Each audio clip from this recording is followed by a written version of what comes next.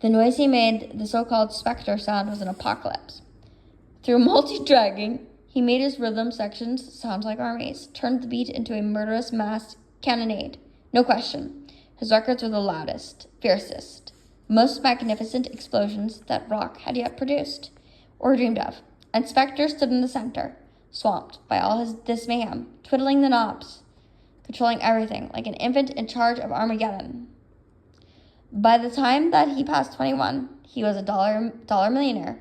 He got married, divorced, and married again. His hair grew past his ears, down his neck, almost to his shoulders, and he wore his shades all the time. He strutted, he orated.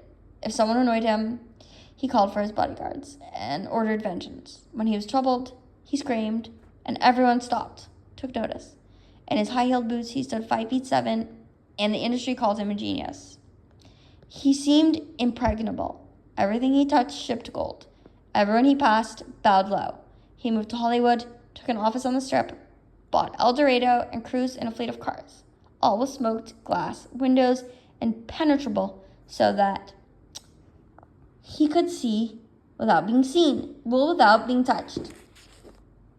It was his moment. Then the moment passed. In 1964, the Beatles appeared, and after that, he was no longer the newest and hottest sensation. He still produced hit records, still got his picture in the trade magazines, but his impetus slackened. The industry was busy with other, fresher games, and Spectre drew back into shadow. In 1966, he made River Deep Mountain High with Ike and Tina Turner, and it flopped. His very finest record and his first important failure. So he announced his retirement. He was then almost 26. Within 5 years, as artist, businessman, and image, as hustler and myth, he had exhausted the fullest potentials of pop. Truthfully, what more was left? Nothing, except to lock the gates of El Dorado and vanish. His journey was completed, and all that remained was time to kill.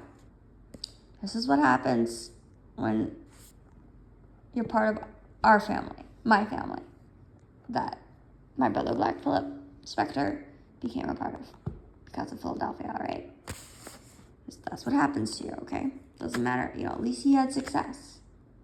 Many of us never had success, Anyway, in the end, it doesn't matter, as you'll see.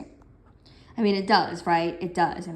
That's the reason, Black Phillip Spectre, our brother, is still allowed to be part of our family because he had so much success, okay?